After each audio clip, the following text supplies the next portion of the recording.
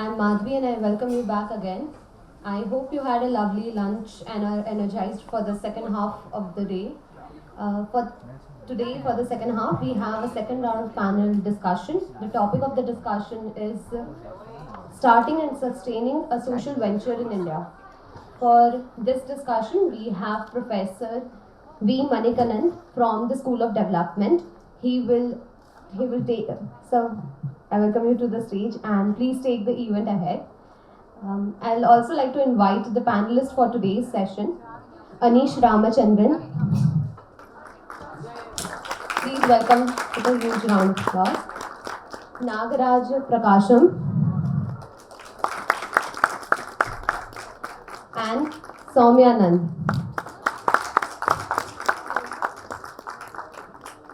Professor Manikandan, and thank you, sir.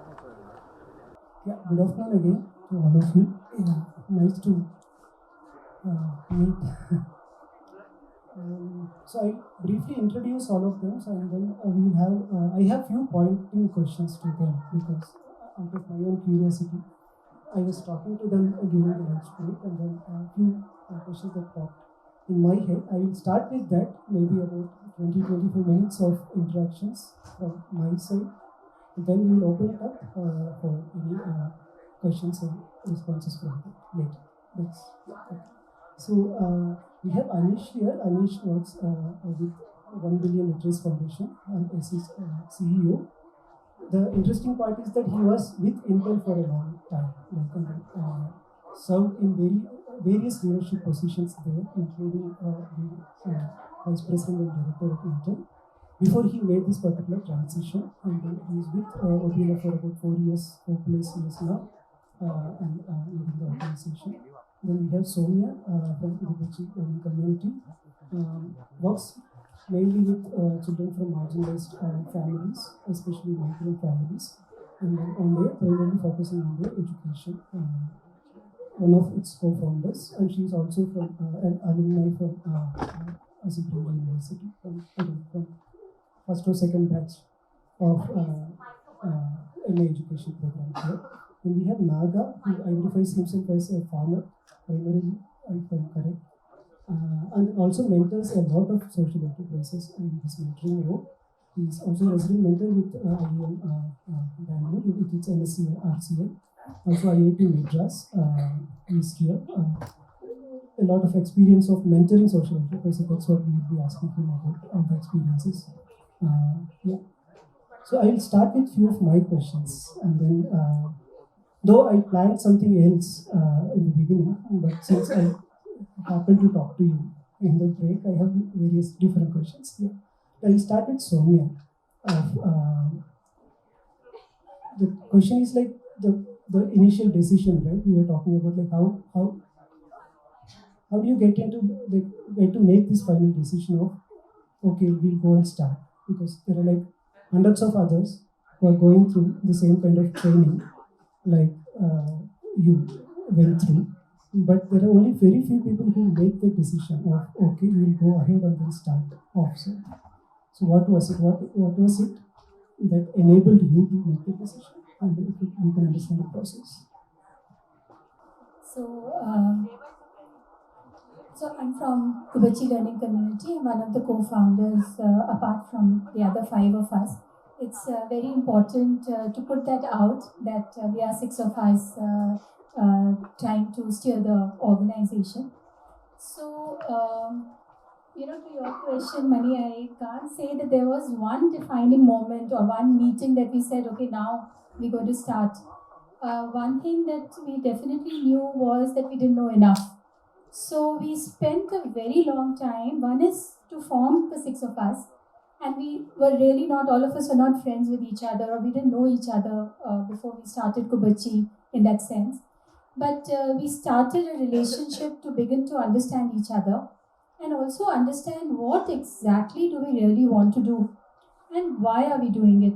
So that was something for which the university trained us for, was to very critically look at the field, and is it something which I am designing, so I need to be doing it, or is it something which really the people have a need for?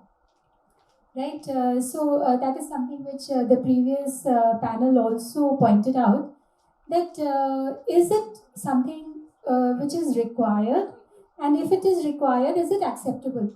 So those were the thoughts which were on our mind. So at some point we had tabulated the number of people and organizations we had met before we started Gubbachi, and the last count on this was 113, and many more that we had not tabulated. But those helped us make an understanding that what is the vague direction that we need to take. We then came with a certitude that, acha, this is the right thing to do it. And that went out of the window 2 months into starting the organization. And we went back to the drawing board because our understanding of the community became a little better. And definitely, I can say it's much better after 7 years, but there's a long way to go. So I have a feeling we have much to learn now, is my only, learning that has happened over the years. Yeah. I'll continue with that same thread. No, with you.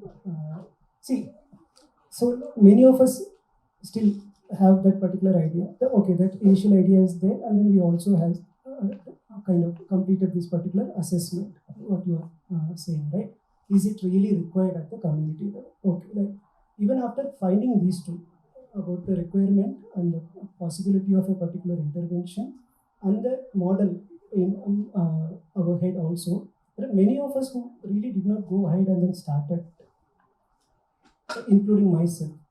So what is that which actually made you to start?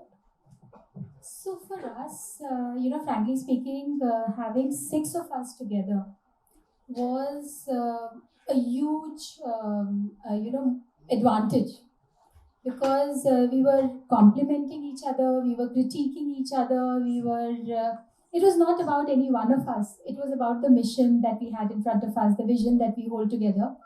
So, that leap of faith that you're saying, that came with the confidence that it's 6 of us. I don't have all the skills to run an organization, but there's somebody else who has something else which can be complemented. So that, even now, I'm not able to understand how people run single people organizations. I'm sure they have it in them to do it. I don't see myself in those shoes. That was one thing that happened. The other thing that happened, and which doesn't come out in our story actually, is that before we started APU, there's much which had happened in our lives. And all that networking and all that learnings that we've had as people in the professional spaces, having worked and learned from it, actually all got tied together. In fact, now also when I was sitting for recruitments today, my only thought in this was that we really shouldn't be jumping into trying to start something, right?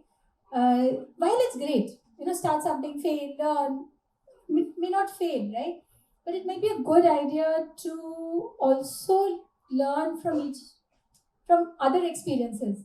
Be open to that. So that for me, as I'm reflecting on your question, yeah, Mani. The last question, at least in this round.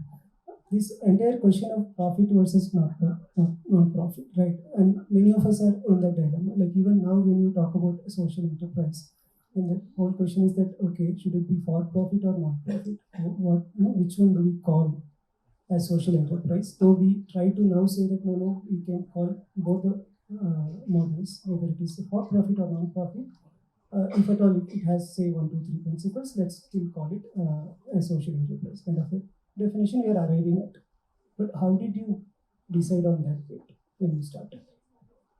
So one thing that we were clear was that education is a public good, and if it is a public good, the underserved, we cannot, we as our organization principally were not comfortable for having to charge for it, right? So for us, it's something which every child has the right to. It's constitutionally protected, all of that, right?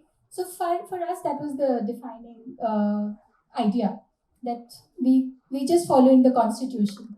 So so there was no question of even thinking about for profit or any of that. having said that, we have toyed with the idea of going away from the public education system and or maybe complement the public education system. But for now, we've also put that a little aside because we still believe and we still have hope that there is much that can be done in the public education system, and we'll stay with it.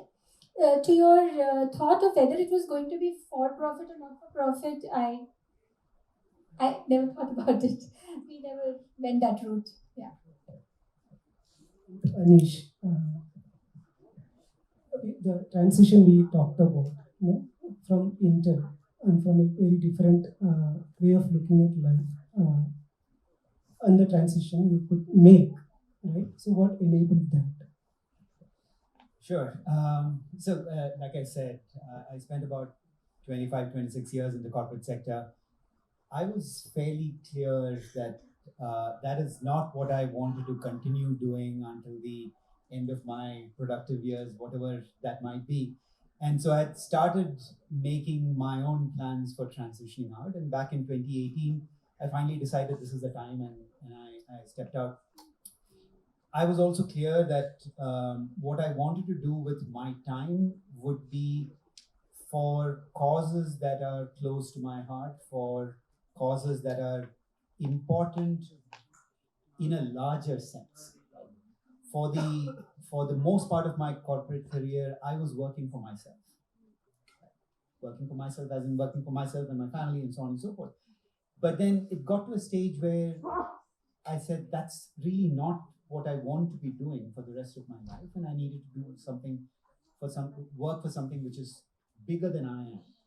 And so that's really what ended up, I think, with me putting a stake in the ground and then moving. Then, like, if you want to continue, let's see, the corporate sector, just to differentiate these two, the one you are working with, the social enterprise. Let's take that, okay, both of them are working with different philosophies, right? Still, do you think, is there any relevance from your corporate life, any stuff which can also be applied here and which is lacking in the social sector? For sure. Now, I wouldn't characterize this as there's something lacking in the social sector or something that is there in the corporate sector that I bring to the social sector. I wouldn't quite characterize it like that. But what I would say is that there is a need in general, and I'm making a slightly broader point. I think there is in general a need to ensure that the learnings and the experiences in different sectors are cross-pollinated. Having now spent close to 4 years or more in the social sector, I can say that with a lot of confidence that there is so much of goodness and so much of strong experiences that are there in the social sector that the corporate sector would do well to dip into and understand and incorporate. And I would say the same the other way around as well. So it's really not about one sector lacking or the other sector having more of it. I think it's just a question of there being a need to cross-pollinate experiences. My question is also about this whole possibility of scaling up growth, all that, when we really compare these two. I'm not saying that it's only binary, only these two, very clear difference. It's not so, but still for our discussion's sake, we all see the one side which is growing, and then the scaling up is quite a possibility there. And on the other side, it's not really a possibility. There is a lot of mission. That's something I also wanted to talk to Naga about. Like, the moment you start talking about scaling up or growth in social enterprises, there is always a concern about a mission drift. So, why is that? Yeah. So, I think scaling is a really important topic. And I've got to say that this is something that I've spent quite a bit of time thinking about, and I think scale is overrated. I know I'm saying something that may be heresy to a few people, but scale to me is overrated, at least in the way it is conventionally interpreted and understood. Right? The corporate world looks at scale in terms of footprints and eyeballs and all of those kinds of things. I think for a social enterprise, one has to be very, very clear about how you define scale. How do you want to define scale is a topic that I think every social enterprise, whether for profit or otherwise, has to think about. And the fact is that you've got to be constantly validating the goals that you have set against your own lived experiences. And in speaking for myself and the work that we do now, as an organization, we started in education. And when you start in education, and when we started in education, we started working in that space, we quickly realized that this is not just about creating strong curriculum or creating finding learners or working with schools. There are a whole bunch of different variables that come through. And then you start to respond to those needs on the ground. And one leads to the other. And so there is immense scope for going deep into one area. And from my perspective, that's also scale. And that's also equally important. As I started saying, I have a problem with scale because I find a lot of people now talking about I solve problems at scale, almost implying that small problems which impact 100 people or 500 people or 1,000 people is not worth their time. And I have a visceral disagreement with that. I have a question to Naga then, actually, as an impact investor. So how do you look at this? Because do you think social enterprises have that particular space to negotiate, like he's saying about the scale aspect? Or do they need to basically follow what is told to them by impact investors? So the first question about the social entrepreneur, now it is loosely between non-profit and for-profit swinging. Right? So for the clarity, we'll just call the for-profit a social business. Right? So that's clear that you are business, but you have a social angle, not a social media. That's why we had to change NSRCEL that social as a different name. Because social mean people that social media. All the social media guys were sending emails that we will help you with SEO optimization and all. So that is where the social business, right? When you come to the social business, the definition is that you take a product or service from a low-income family, or you provide a product or service to a low-income family. That's your business. Right? Low-income family, we know what the low-income family. We don't need to get into the definition, $1, $2, all that craziness, right? According to now, we have only 20% is below poverty. That means that the rest of the country is not flourishing awesome, right? So almost 400, 500 million in trouble that we need to be brought out. So that is what social business is. Then you have a social entrepreneur, which could be a non-profit side. The part about the scale, there are two elements. I always tell all the entrepreneurs, both business and non-profit, you define your success. What is the definition of success? You define. There's no regret about that. Oh, okay, somebody did this one, I did not. You define the success, what it is, and then stick to it. That's the problem. So that's what the problem is about the mission drift happens is that people start seeing, I'll go to Jammu and solve problem Jammu. And then, there is a deeper problem that someone will call that come to maybe Northeast. Then you just pack your bag and go to Northeast, right? So this is about the mission drift part. So you're not clear about what problem that you want to solve. And deeper or broader, whichever is fine. The problem in India is that there is a myth about 3 million NGOs, and at Satwa we're doing an exercise now. What is the 3 million is? I think there's a lot of people, even many of the investors having trust. That's all added up as NGO. So we're trying to clean the data. We'll come back with exactly how many nonprofits in India, right? But the number is huge, but still the problem is there. After 75 years, we're just still saying that, extreme poverty is there, all element we are there, human development index, past 63, we're not even there, right? So all these issues are still there, means that we need to start looking at what the narrative now. So what am I trying to solve? If I'm going to a village and I'm going to solve an education problem, the village says that I want water problem. So earlier, older generation of non-profits, what we do, they start solving water problem as well. They say, I can't say no to them because I'm in the village, I need to take care of the people's need. But the newer generation, what I tell that you bring partner. right? You go, I do only education, sir. I have no idea what is water is. By the way, here is my friend who can solve your water problem. And if somebody say electricity, bring a partner to it. So that collaboration was not happening in the last 70 years, right? Social entrepreneurs, both for-profit, not-profit, bringing them to collaborate. It's a very, very toughest task. Everybody thinks that I can do a better job than him or her, right? And any opportunity come, they will start grabbing. So many of these non-profits, if they go, there will be a 50-acre campus. There's half that building will be there. Or that project ended in 1980, right? So this is what 2000. There is a the biggest power plant or gas plant. It stopped in 2002. The funding stopped. So that what happened now? You're chasing the donors, not your vision, right? It's a very tough thing to do. That's where the mission drift happened. That's where you sell the soul as well. That don't chase the donors. I know non-profit money is very, very important. Without the donor, you will not survive. But the thing is, if you're clear with your purpose, go deeper and deeper until you will find somebody who will align with what you're trying to do. So today, what happened in the overzealous to see that I want to get going, and people are going with wherever the money is, right? And then you are at the mercy of donors and what she wants. You'll say that no, don't go work in Tamil Nadu, go in Jharkhand, okay, pack your bag, go to Jharkhand, right? But you don't even speak Hindi. So this is the problem about staying focused on what you started off with and having a very strong capability to say no, right? The more no you say, your vision is getting clear. The more yes you say, you are one more plus, right?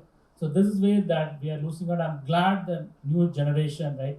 I think when we started the non-profit incubator at the NSRCEL 4 or 5 years ago, she was part of our first pre-incubation part. So that generation of entrepreneurs, that's what we're trying to break.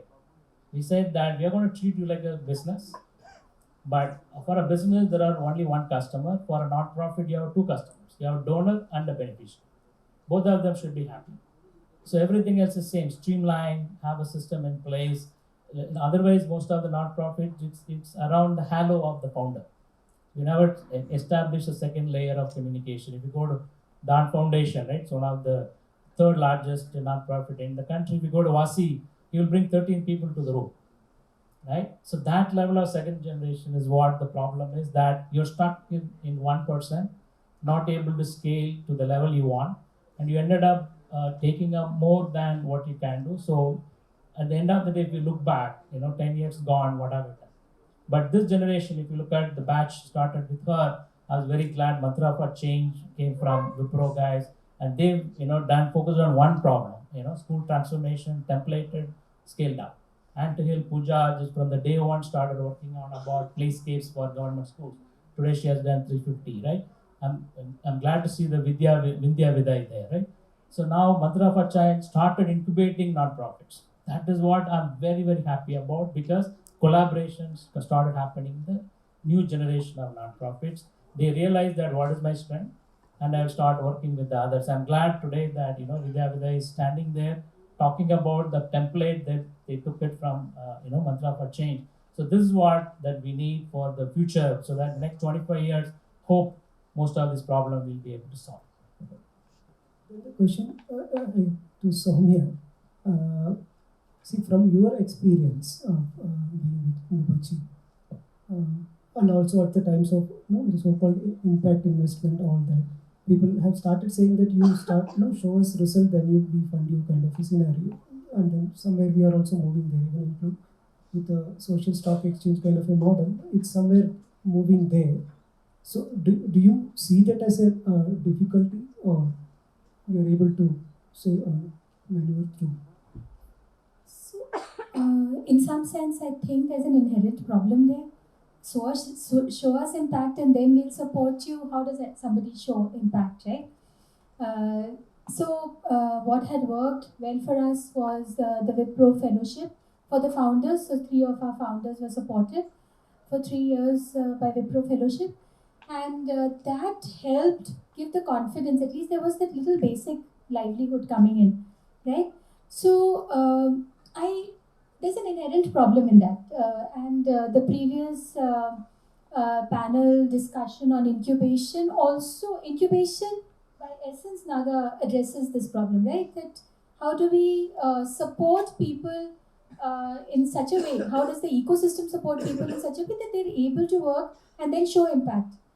The point that Naga was making about mission drift is such a valid and such a pertinent point that we have to be true to ourselves, and then once that intention is kind of solidified, and then just we stay with it. If that means that, and we do it at Gubbachi all the time, is we refuse 10 supporters because that those value systems, those principles, the kind of impact that they're looking for, it just doesn't sit with the purpose that we have in mind. But that's a choice that we've made, and I think by Naga saying it, I'm feeling quite validated, and thanks, Naga. Yeah. So, okay, actually for Anish, you entered a space where you are not the founder, right? And you still think that you got some space to work upon, build upon, or was there any other restrictions because of the earlier?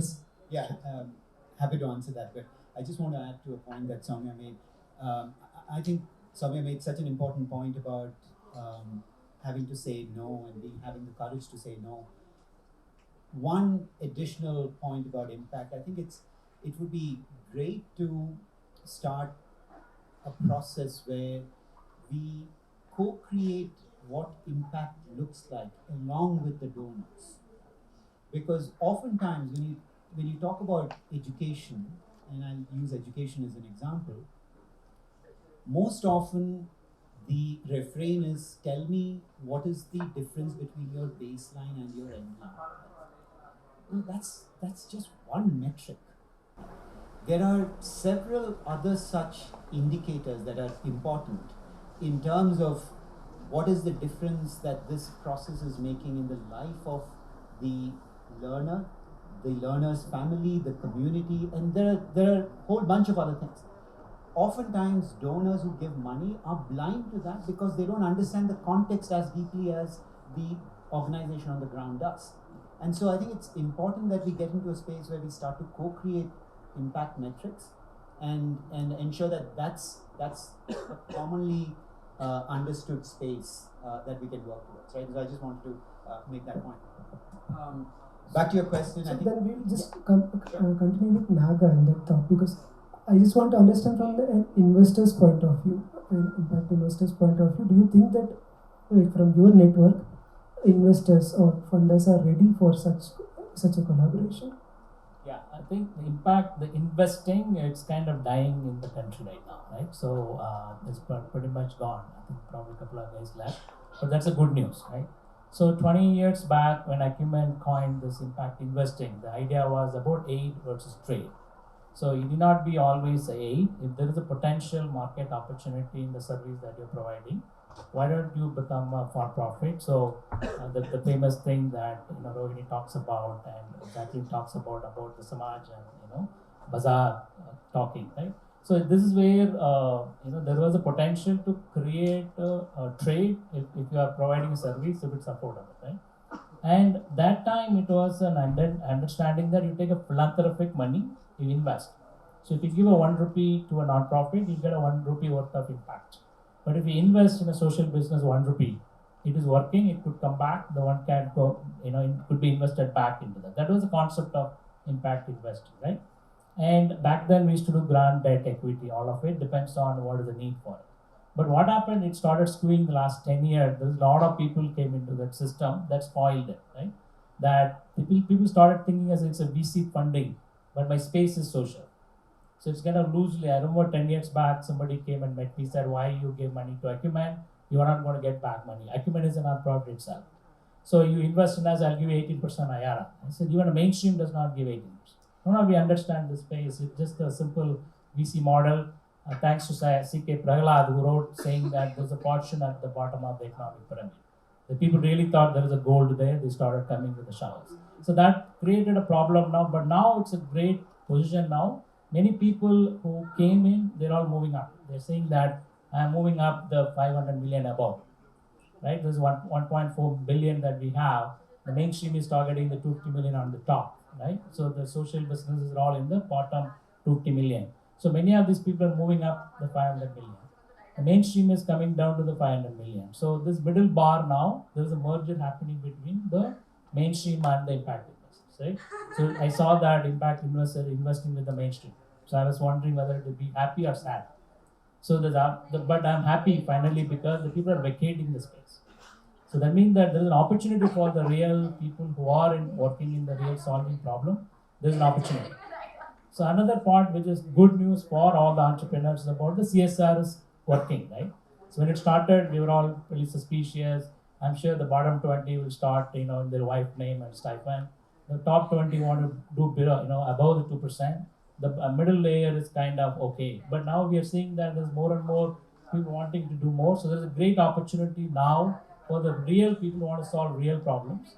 So there is enough money available in terms of CSR part of it. So now it is a good time to be sticking to the vision. You do not need to be like the 20 years back. What are the nonprofits were doing? You don't need to be moving around with the donors. You sign up with someone CSR next long term, 5-year, 10-year based on the vision, sell the vision, be focused, then there is a money to it. Then the impact investing, that for the social businesses also I've started telling people about do a hybrid model, right? Because the impact investors are all just drying up. So there is a very small number of people are available. So utilize this grants to build the viability gap. So utilize the grant in the early days. What you mentioned about there are fellowship programs are amazing. There are a lot of fellowship program available. Utilize that.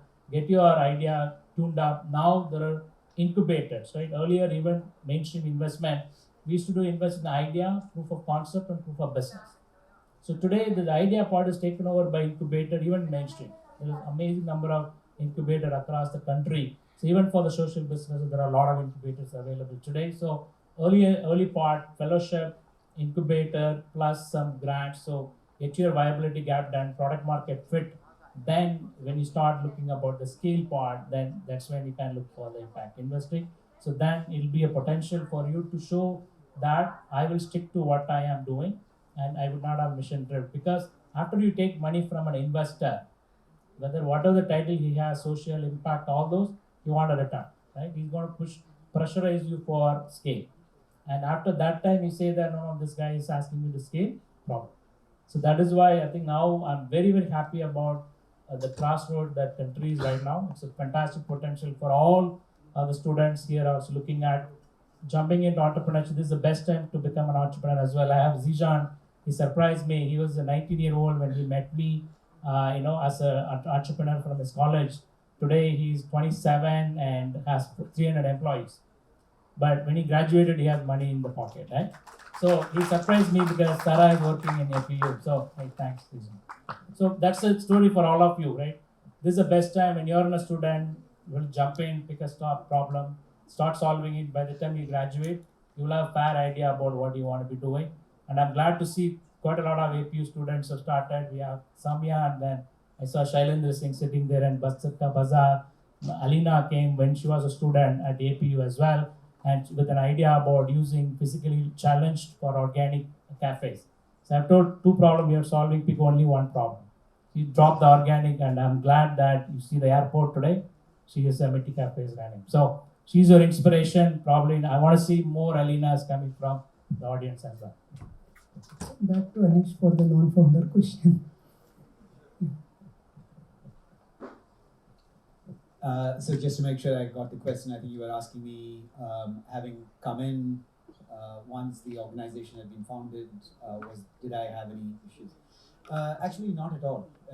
I think the advantage that I had was I had absolutely no idea about the social sector. I was coming in completely cold, and I spent a long time, and I continue to spend a lot of time on the field, just understanding the context even more deeply. And as I was telling Somya over lunch, I think the beauty of this space is that every day is a learning experience. And as you learn, you get a better appreciation for the context that you are working in, the needs and the problems and the complexity of social change. And then you try chipping away at those little by little, right? So short answer to your question, no, absolutely not. I had a great time coming in and creating the space that I wanted and um, driving the shifts that I thought were important, given the contextual understanding that I had. But having said that, I would also say, and especially because the audience is all students, I would say, spend a lot of time, and there is never a stop to getting a better appreciation of the context on the ground. If you think you've been there and you understand it and then you know the solution, then I think that's recipe for failure. You've got to constantly validate your hypothesis with your lived experience on the ground and see whether something is working or something is not working. We all agree that social change is complex. A doesn't lead to B, doesn't lead to C. You will have X, Y, and Z sometimes coming in, and then suddenly you will find that B, instead of leading to C, leads to F. And that's the complexity. Right? And the only way to deal with that is to keep your um, feet firmly on the ground and invest deeply in understanding that context all the time. And I think that's just been invaluable for me. And on the co-creation, I just want to ask Somya. Now that, like you said, that you are 6 of you, and I'm sure at least there are 4 hypotheses for change. How do you manage? Yeah, actually, that's the only way it gives us sanity and direction, because and obviously it reduces the speed of work that we do, but it increases the way we are able to be more effective. So there's a constant meeting, discussions, evidencing, so that we all aligning towards. So we organizationally we follow something called an advice process. Vertically, I could be an owner of a particular vertical, but I could throw out a question, and the others could give me advice on it. It's up to me to take that advice or to go ahead with something else. So that is a kind of method that we have. I'm sure there might be other methods to do it, so that's how we do it. And for Naga, like, what do you actually then look in young entrepreneurs as a mentor when they come to you? So in the social business or social entrepreneur, both for profit, non-profit, the major one is about is the perseverance, right? So today I see that there is a lot of we are like cut generation, right? You start today, tomorrow put it on social media, day after you want to go viral, right? So I'm in this Forbes 30 by 30 social cohort. I get calls that I'm running this organization for 2 years, you're not recognized yet. I just go talk. I tell them go talk to Damodaran, who's building toilets for 35 years. Last year he got Padma Shri. For 35 years he's just working on this Swachh Bharat before government started. So it took 35 years for government to pick it up. That okay, here is the problem, and we are going to do. That's what for the entrepreneurs, right? The perseverance, just pick one problem, go really deeper. And when you do that, what happens that you become an expert in this one, and this case, the cost that you started with, it's become a very strong cause as well, right? This we know about Swachh Bharat, but what went behind, right? Martin Singh Ahluwalia visited Damodaran in the last government, wrote in the planning commission report that this is what Swachh Bharat is, right? They are different names. The toilet should be built in India like this. Twin pit model, what Damodaran was building. So they went to Trichy to understand what is it doing, right? So this is a level of perseverance is not happening now. I think people are looking for it's a glamorous from outside, right? I'm just solving the major problem. I'm going to be this village. I'm sitting with a weaver, take a picture, or sitting with somebody. So this is immediately will give you a lot of high, right? In putting about people saying, awesome, you've not taken the rat race, you've gone to somewhere else. But how long it can sustain? So that is the major part, I think that I test a lot about the perseverance part. So how deeper the problem that is affected to them, so that they will go on to be on it for long time. Because the problem is not going to be solved overnight, because we are solving very complex issue, right? Just building a simple toilet, telling people that open defecation is a problem. Damodaran was doing that for 35 years, right? So until government woke up and said, wow, that's a problem for the whole country, right? Similarly, if you look at Saha's Vilma, right? She's about 20 years, she's beating around waste management, and she ensured that she will employ only the rack pickers, right? She does not want to put technology. So we want to ensure that there's not the rack pickers running around collecting waste out there. So they should have a dignified job. But that she had to say no to quite a lot of people, right? People say, drop this, people put technology, put some app, and we will fund you millions, 3 million. She said, no.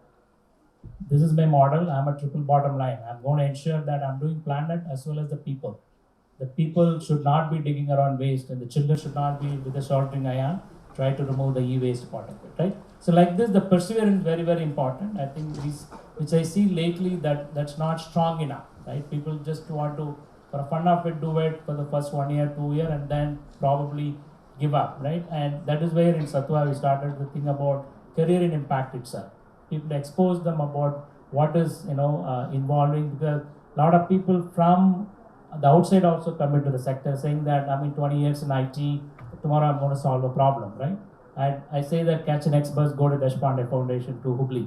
No, I will do only metros, only flights, that should be fine. I said, stay wherever you are, you don't need to come here. So these are all this problem about people seeing the glamorous part of it, right? And they tell people about, I go and train. So I was the last board meeting on social business.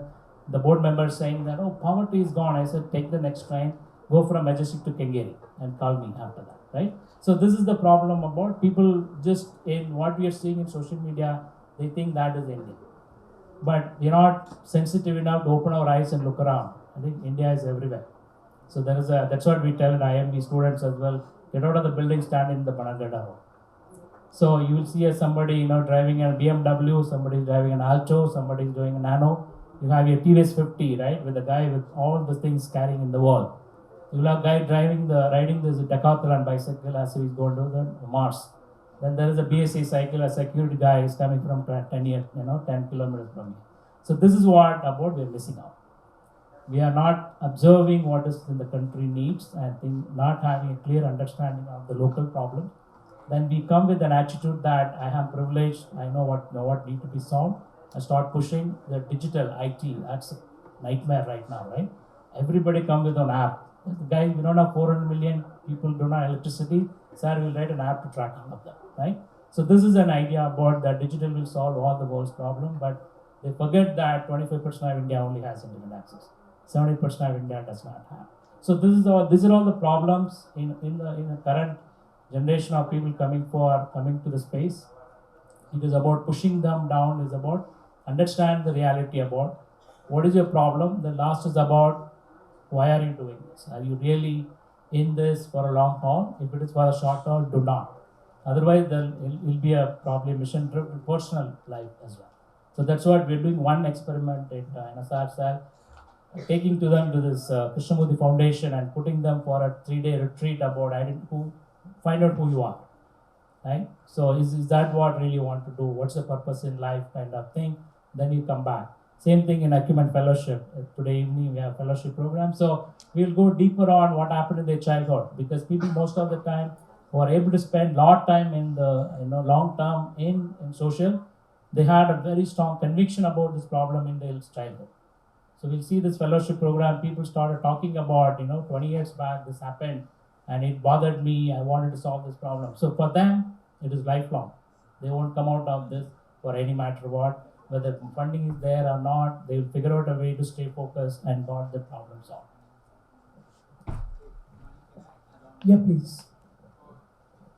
Since you talked about qualities, I think there's one thing that I would add on, and just building on what Naga said. If we can develop a mindset that we are creating solutions with our beneficiaries and not for our beneficiaries, I think it would be a huge shift to make. This is not just a play on words, but I think this is really an important mindset shift, because the moment you say that I'm doing something for, there is a certain arrogance that gets built in that I know what is needed and I'm going to do it for somebody. But the moment you say that you're doing it with, there is a mindset of co-creation that comes in. And I think that's an incredibly important attribute to have for social entrepreneurs. So what I will do is I'll just open it up for all of you to ask further questions, because I still have a lot of questions. Maybe I'll catch them later to ask all that. But yeah, any questions from any one of you? We will start with that. Please raise the hand so that mics can be passed. Hello. Hi, sir. My question is for Nagaraja. Myself Suraj. I'm from CMR University. I'm running a brand, clothing brand actually. So, what would be your one advice to focus on social factors for a clothing brand? Actually, what would be that one problem should I focus on? Sustainable fashion.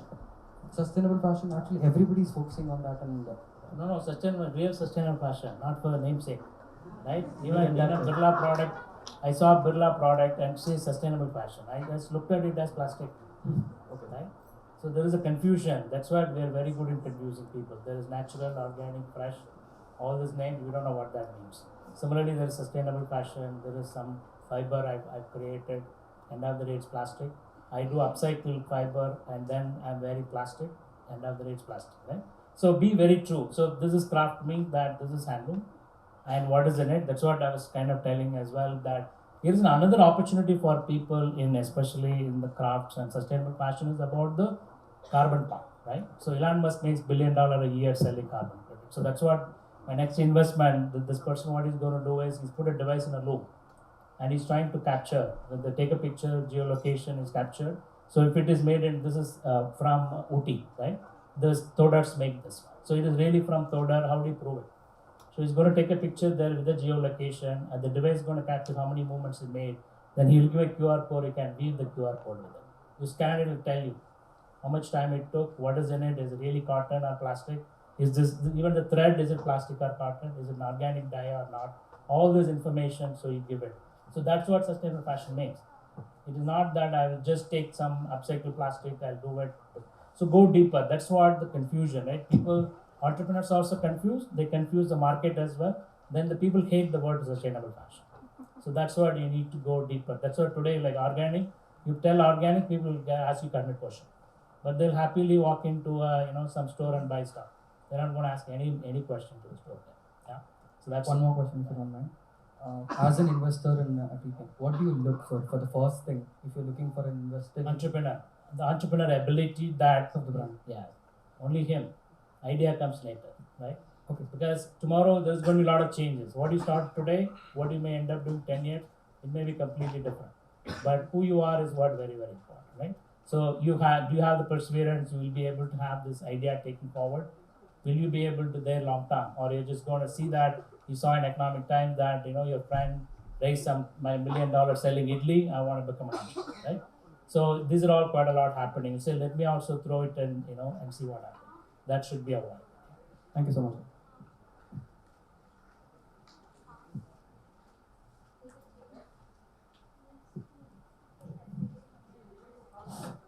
Good afternoon, sir. This is Nagaraja from Reva University. Sir, actually, I have a question. Actually, I'm conducting research in social enterprises with respect to farming sector.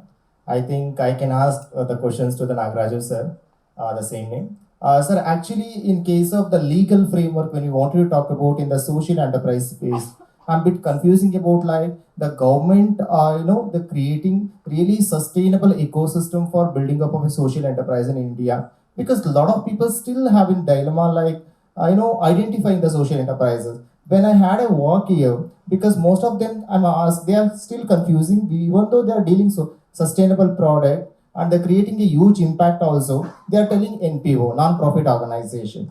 Can you throw some light on this, sir? Yeah, so if they're structurally defined as a trust, they're non-profit, right? Like Section 8 or trust is a non-profit. If you're a private limited company, then only you're a business, right? It could be an LLP, but mostly private limited company is the business. Sir, if I wanted to start my business, but how can I claim my business as a social enterprise? So one thing is about the triple bottom line. So you ensure that what the problem you're solving. The definition I gave earlier. Social business means you are providing a product or service to a low income family, or you buy a product or service from a low income family. So go co-op, right? That's one of my investments. He takes this product from a weaver, sell it to the premium customer, and ensure that 85% of what the consumer pay goes to the weaver. So then he proves it with the fair price and fair trade. So what he has done now, so he's helping the people and ensuring that more people are going with the handloom crafts and stuff. He's also trying to create the element about I'm not wearing a plastic and polluting the environment. That's the other startup is going to prove the authenticity, right? So then you are providing a product or service. So telemedicine, neurosynaptic communication. Again, 20 years back, he started with the idea about only 2% of the doctors available in 60% of India, right, which is rural. So he said, what is the solution? Could be a telemedicine part. So they developed a technology with IIT Chennai, which can do video conferencing in 64 kbps. Today we're talking about 5G. Yeah. It can work on 64 kbps. So that's the development that they've done. So that the doctor sitting in Madurai can probably consult somebody in Rameshwaram. It's happening right now. So this is what about the social providing product or service to a lower income family. It ultimately depends on me as an entrepreneur. How can I, justify my, the business as in so sustainable thing? Because there is no legal framework like defining the social enterprise. So there is two things. I've already been written few articles about it. So we need to have defined social business, right? It's loosely coined. Everybody's talking about social business. People will say when I'm investing in social business, then others are antisocial, right? So when we say about Go Co-op is social, but what about Airtel? All this discussion will happen. So we have to define. So I've already put a note to Niti Aayog as well. Can we define like section 9, whatever? A social business on based on triple bottom line.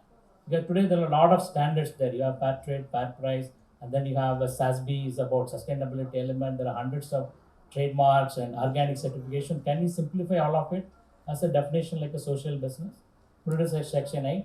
So that a person who's investing in the company get benefit, an entrepreneur starting this gets benefit, consumer buying from this company should get benefit. So there's a one step towards the social stock exchange, right? So this I also wrote in 2016 that we need a place to raise money. So that is happening now. I think SEBI has approved, but now non-profits can raise money.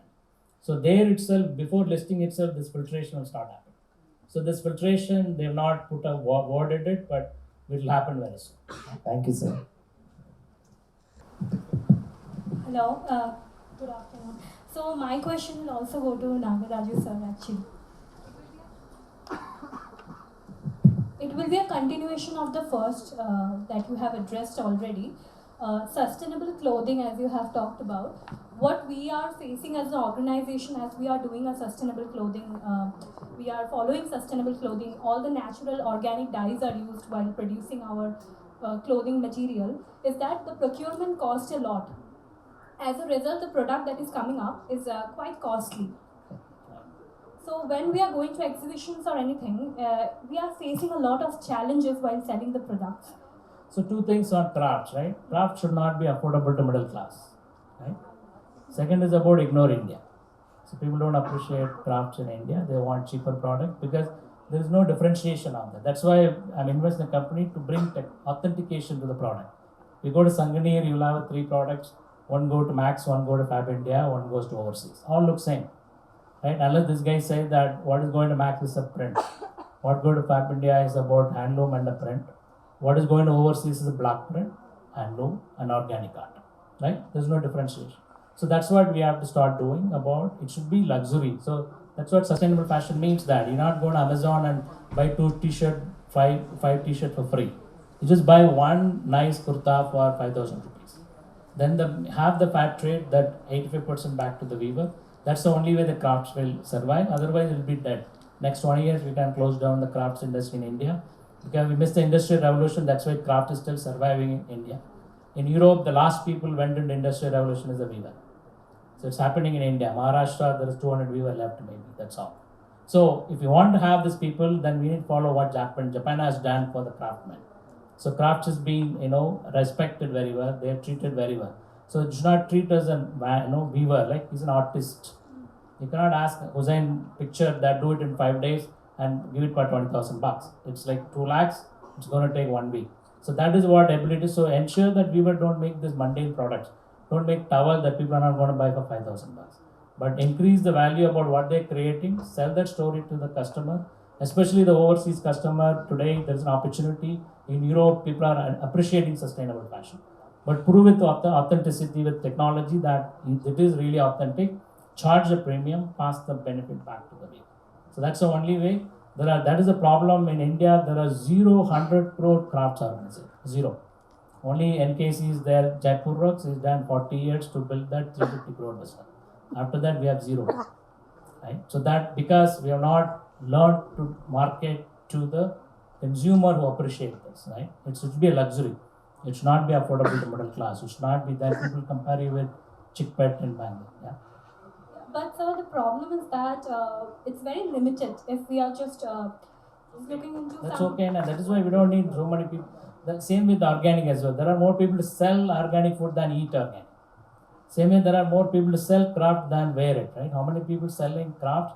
They wear it, they will wear it today for this and go back wear jeans, right?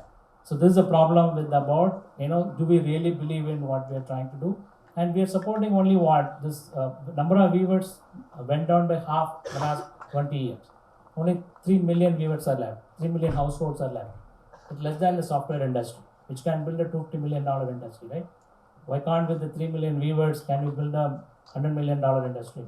Possible. So just concluding with this, so is there any particular way in which the target audience or the people who will appreciate this kind of crafts could be bring about together, or is there any particular method? Because in that case, the craftsmen. Yeah, ignore the Instagram targeting the middle class women. They are the ones saving this industry. They're wearing saris, but all the guys have given up, right? But ignore that. Just look at overseas market. There are a lot of accelerated program happening. Netherlands is the best place, right? Go to Milan, make one trade, fair, visit there. There are some scholarship available for people to go there as well. Take a weaver along with you. So that's what Jaipur X has done, right? So they put the design done by the weaver along with the design conference in Germany. And who's the competition? BMW and Audi, comparing with the design from Jaipur X. This women got a special recognition. They flew to Germany to get an award. Then the whole village is transformed, right? Because now they're looking at, wow, weaving is a profession. I can earn, I can go travel. So I see in the loom that the guy is bringing chai to us. The woman was making the rug, right? So the completed transformation in a village. So focus Europe. That's the best part. Learn how to do marketing. Don't go sit with the weaver, take a picture and put it on Instagram. Don't look for sympathy. There should not be a poor weaver picture at all. We have to be pride about my product is sustainable fashion. You are wearing plastic. You are polluting the country. I'm wearing a sustainable fashion. I'm saving this much carbon. That's the other part. So we want to give carbon credit to the weavers as well.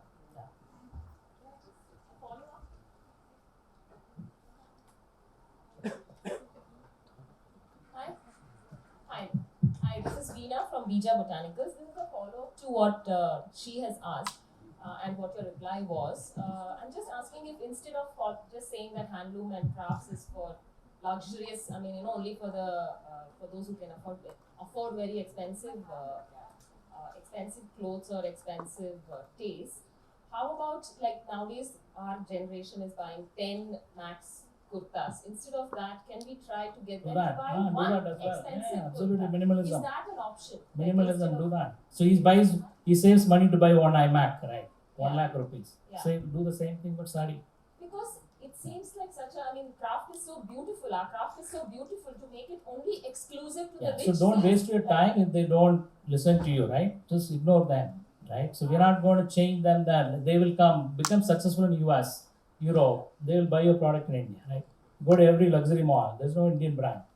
Right? Go to UB City. There is all Italian brands, right? You're saying reverse. Yeah, Get absolutely. popular in the Yes. US and Europe and then We are brainwashed 400 years, no? That can't change overnight. So you have to go there. Look at all the names, Alan Solly, Peter England. Where is Peter, right? All Arvindans, right? No Peter, Birla companies are college called Peter, John Jacobs, right? Problem. We want all foreign names. Okay. Can I ask another question? This is not...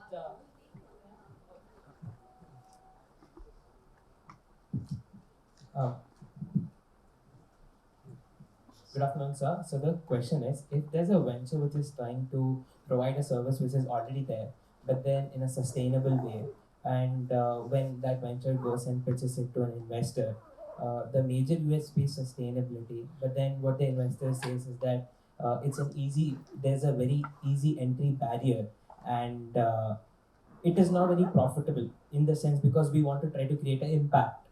And that's the first question, how to get investors on board. Second question is, when there's a venture which wants to bring in huge impact, and as you told, sir, we need to get into the depth of it. So including the logistics and everything, if we try to make it sustainable, the product costing goes up to such a way that it cannot be afforded to the whole section of the market. So should we focus on complete sustainability, wherein only a niche market is there, or should we focus on partial sustainability to start off with, so as to create a customer base and then focus on complete sustainability? So the definition of social business, what I've told, is triple bottom line. You have people, planet, and profit. Then the definition of social business is about providing product or service to a low-income family. That means it's already affordable. You put telemedicine, right? Water access, electricity. These are all providing service to low-income family. It has to be cheap. So telemedicine services we offer like 15 rupees, right? So it should be affordable. So providing service should be affordable. What I'm telling the other way, you taking product or service from low-income family, it has to be to the premium, so that they are coming out of poverty, right? If you want to wear a 1,000 rupee kurta, somebody is going to live in poverty. But if you are able to wear a 1 lakh or 50,000 rupee kurta, you are able to bring a viewer out of poverty, right? Similarly, in organic farming, so if you are able to pay the premium to the vegetable he is growing and he is coming out of poverty. So this is for the procuring product or service for him. That's what I said, that should not be affordable to the middle class, right? But providing service or thing, it should be affordable to the low income family, right? Otherwise, every essential service in a village is expensive. So what I pay for my electricity, $2,500, but in village they spend 500 rupees on kerosene. Everything in village is expensive. So reduce that by providing the service and in an efficient way. Arvind Hospital, that's what does, right? 60% of their operations are free, but still they're profitable. Efficiency, right? Poor people walk in, get the cataract done, no question asked, free. So the free service, but how they're making money on a sliding tariff, selling the other portion up to the other set of people, right? You may get an AC room, but the poor section may not have AC room, but people are willing to pay money, use the money to subsidize for the poor people walking in. Yeah? So that's the model. The word sustainability is also overused here. Yeah? Today that everybody in sustainability, I just take some PET bottle, I convert, I'm a social entrepreneur, right? You're just picking only the planet part. That's why Elon Musk is kicked out of S&P, because there's too much focus on E part, ESG, right? Only S and G was missing. So the social and governance, the people are not talking about. Everybody's talking about emission. Electric vehicle, sustainability, right? And I'm recycling PET bottle, I'm sustainability. But just on the planet part alone. But where is the poor coming in? That is where the impact investment.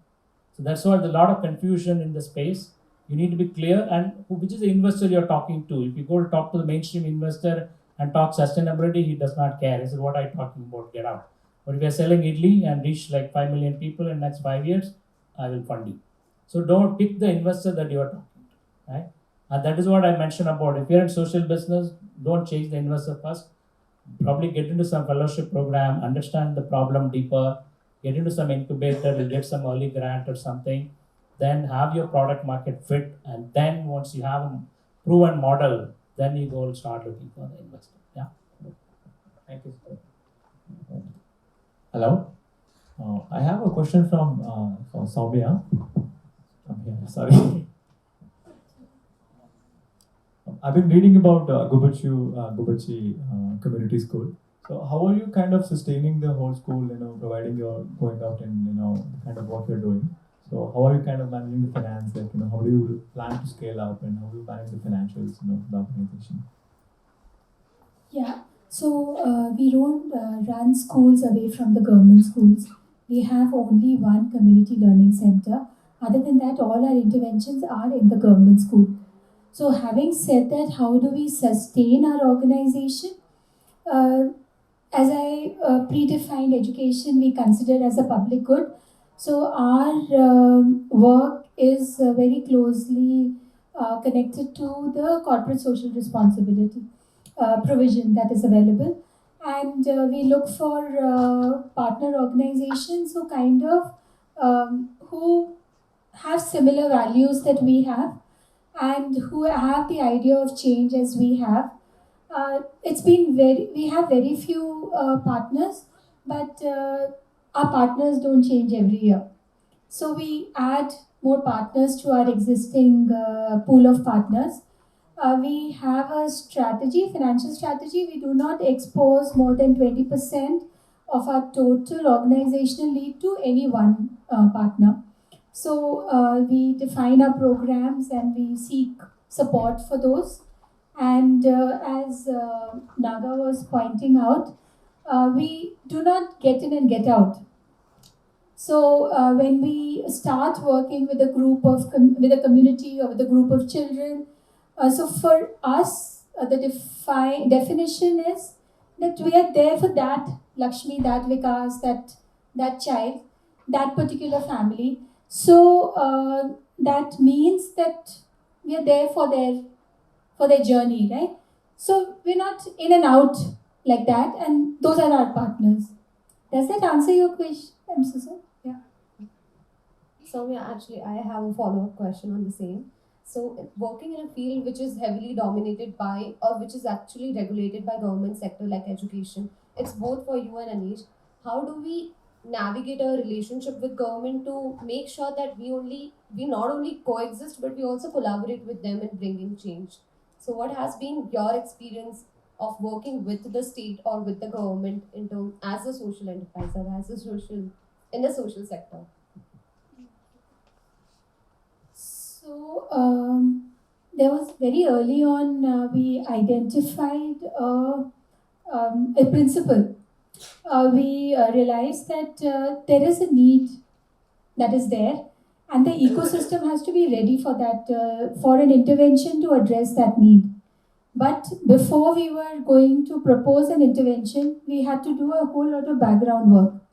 So, so what we do is we do a lot of background work, we do a lot of, so to say, technical work, and then we wait for the ecosystem to be conducive to be taking that change or to be taking that intervention. So, like that, it sounds like hogwash. That are we, waiting for the universe to conspire and all that? Actually, not, because when we start working deeply on something, we start identifying roadways, pathways, and then we say, okay, if that's the pathway which has to be taken, who in the network or who in the department or who in the ecosystem can be our partner, can be our supporter, can be our champion, and then we start all that, so to say, lobbying work. It's a lot of the work that we do in the social sector is to do with social solutions, right? The technical solutions are there. Then we're looking for social solutions. So that's one part of the thing. The other is we work very, very deeply with the Department of Education. We believe that the only way to do it is not to take an adversarial point of view, but to take it as a partnership. And then to identify functionaries, to identify people in the system who have or hold the same principles as us, and then to work doggedly through it. It's not that we decide a program today and we deploy it tomorrow. It takes close to 2 to 3 years for us to formally deploy any program. So there's a lot of proof of concept, not just technically but socially. And then we say, okay, then I was sharing with Anish that how we become so cussed, and we say, people will call and say to you, can you come and the HM would call and say, would you come and do an intervention? And we would say, oh, time nahi hai, oh, funding nahi hai, oh, people nahi hai. And then we would make sure that is the school space ready to take a deep touch intervention, because deep touch intervention is very problematic for the leadership in the school. I could have all fancy ideas of where I want the child to be, but the leadership at the school stage, at the HM, the government school teachers are fighting another battle altogether. So my fancy ideas or our fancy ideas are really not going to go anywhere till the other person is ready to fight it along with us as partners. So it is a lot of negotiations, a lot of discussions, a lot of being together, being with them. We try and never have across the table meetings. We'll always sit next to the HM. We'll always ask them, can we go outside and stand? We'll also always try and make it an equal discussion. It's all in the actions that we do. Wear the most regular clothes, be the most regular person. So, like that. So, yeah.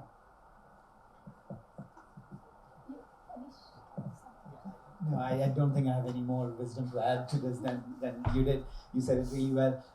The one point that I would underscore is just ensuring that you come at the relationship with not an adversarial standpoint, right?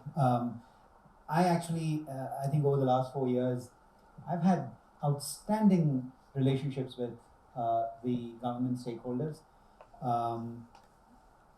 They, when you go sit and talk to them and help them understand your perspective and what you're trying to do, when you ensure that you're not showing them down, you're not appearing as though you have the solution, and you want to really sit with them and address a common problem that everybody faces, there is a lot of acceptance to what you're trying to do.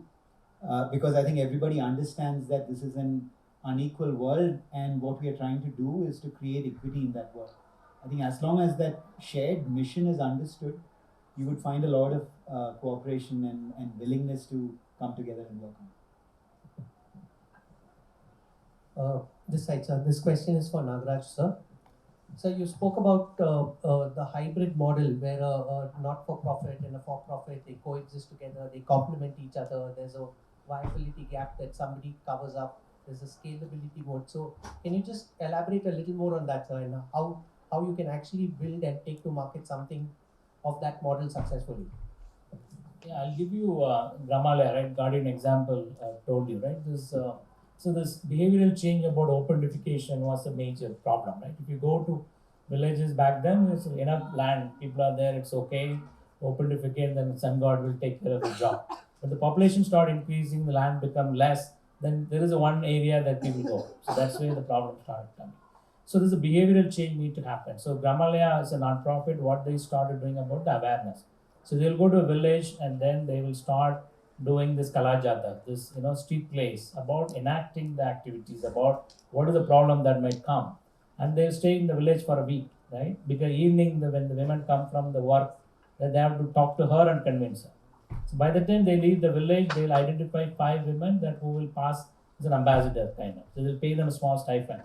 So she'll start talking to them and understanding. Probably after 3 months, she'll call, have 5 people ready to build toilet. Then the for-profit goes there, give a loan to build toilet. So this is what you can divide your activity so that this Ramalaya part, the activity enabling part could be taken through the grants and things. And now you're purely, there is a leader come to you and which is a very qualified lead, then you give a loan, then 99% recovery happens.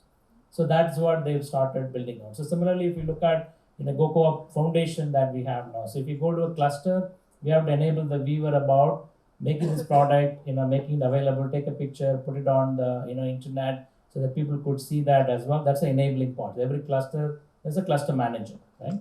And also pass the feedback from about the market, which was that was not coming to them earlier because only the broker was the feedback. The broker always says that your product is bad, I'm your savior. So always you squeeze them.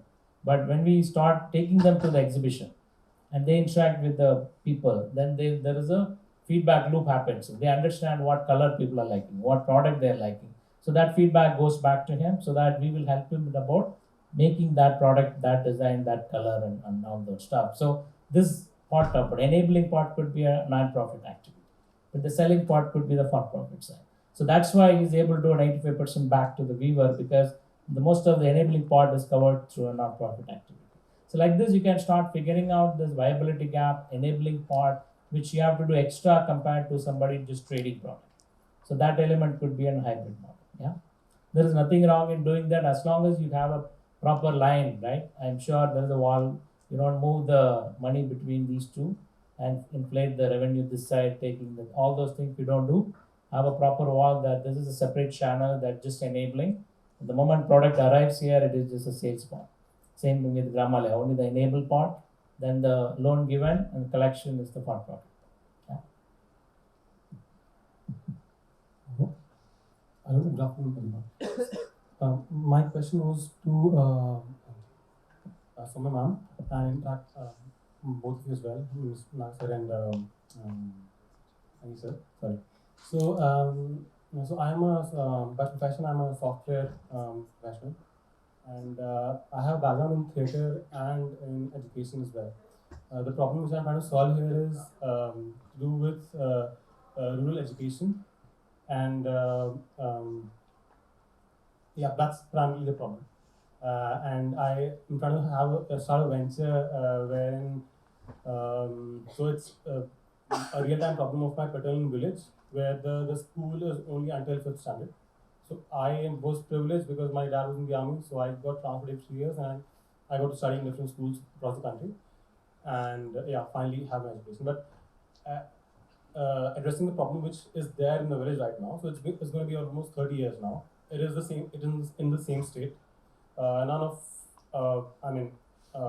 my family or the other families in the village couldn't actually address it. Probably, maybe they didn't have the time for it, or maybe the will for it. Whatever could be the reason. But then I am here trying to address that in my way possible because I sort of understand what education will bring to the table, and I sort of pitched this to many investors or per se in many channels. But the question I've always been asked is, why will say a government scheme or for that matter any angel investor fund you for or give you money to solve a problem which is not giving them any returns. Now here education in terms, if you see that in terms of returns, it's not business for sure. It is not for profit. It is for a social change. It is definitely social venture, not social business for sure. Like Nagasa mentioned, it is you will rather do it irrespective of whether you get a funding or not, because it is driving you. It's a cause, and because I've lived through it and I see it happening, I definitely will work on it, irrespective of who supports me or not. In such a case, I just want to understand why it's so difficult to sort of start a social venture in the education space. Like I've visited Kalkeri Sangeet Vidyalaya in Dharwad, also Barefoot College in Rajasthan. They're doing amazing work, but not sure what drove them, or how they're sustaining, or how they're scaling. So primarily, maybe I could frame that into a question. Yeah, that's okay. So some of it you answered yourself because the reason why you want to do it is because it's a lived experience that you've had. As Naga was pointing out, that if there is somebody who is starting something out of a passion or a lived experience, there is no way you would get out of it, right? But I think what you need to define is what part of education, what section of the society, what type of education, what is the philosophy that is guiding that venture. Maybe also define why exactly are you doing it, who potentially could be your partners, why that particular geography, in that geography, what type of education, is it a paid for education, is it an aided school, is it a government school being augmented, is it so there are many questions which to me seem like need answering, because education is, it's just so much in education. So starting from, first of all, what's the philosophy that you hold dear to, what is the type, and so what the many questions that I put out there. So if you start framing them very closely and start unpacking them, unpeeling them, you will identify pathways which potentially might help you. But as Naga was mentioning, as in we have experienced ourselves, there are many early stage supporters like fellowships, and it's a very valuable thing to do in a very it's a good investment to make in yourself, to actually explore these fellowships, to explore these support structures which can allow you to identify, to make it crisp your your problem statement crisp, your solution crisp, your target audience crisp. And once you do all of that, pathways emerge, right? As in, but there's much work to be done before you can, because there is no magic bullet here. Every context needs its own innovation, needs its own ideas, needs its own solutions. So your context, your problem, your ideas, you have to look for solutions. Naga, you want to add here? So as we are running out of time, we have got time for one last question. Irrespective, the panel members will be here, so you can catch and talk to them. So one last question, brief, short one. Yes. Okay. Thank you. I request Manikandan to close the session after this. Thanks. Hello, I'm Rohit. Thanks for the sharing beautiful insights. I have a question to Somya. You talked about the need. So you are six of you running the organization. How did you get to know about the need? You came to the common conclusion that in Kudati part of the Bangalore, we have utmost need and we have to work in that particular location. Rohit, I have to first publicly apologize to you. I still have one letter to give him, which I haven't done. Okay, so no, we did not identify it like that. We didn't come from our homes and said, "Acha, this is the need." We actually went about doing many surveys and many primary research activities before this child at one of the communities said, "Do not come to the community again." The child's name is Lakshmi. If you don't come with a yellow bus. She was a 10-year-old. She was our first enrollment and she was our first dropout. But she was the one who said, who urged us to formally start Gubbachi on 7th of October. So that is what happened. So there are many reasons why how needs are identified. For us, that's how it happened. So thank you for all the questions from that side also. So we'll formally close this session. Thank you Anish, Somya and Naga for being here. It was really a very interesting discussion for me. I myself still have a lot of questions, but let's some other time. I think we get the time to ask all those questions to you and also so thanks a lot. It was great talking to all of you. Thank you. Thank you. Sorry, we are actually running out of time. Thank you, Anish, Somya, and Nagarajan, and thank you, Professor Manikandan. That was a really interesting and enriching discussion for sure.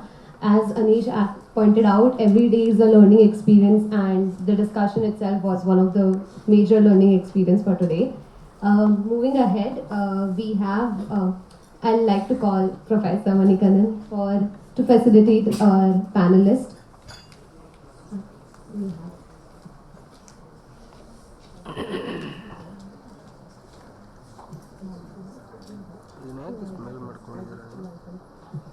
I'd like to invite Somya Nand.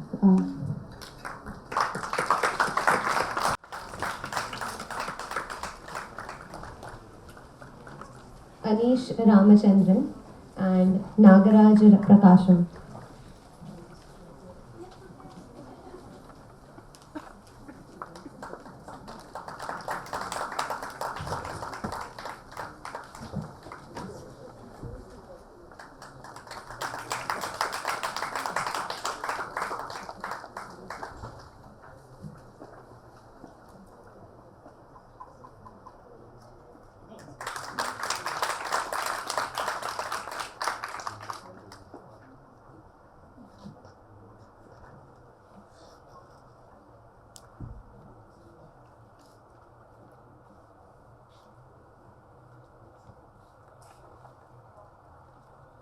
Thank you so much.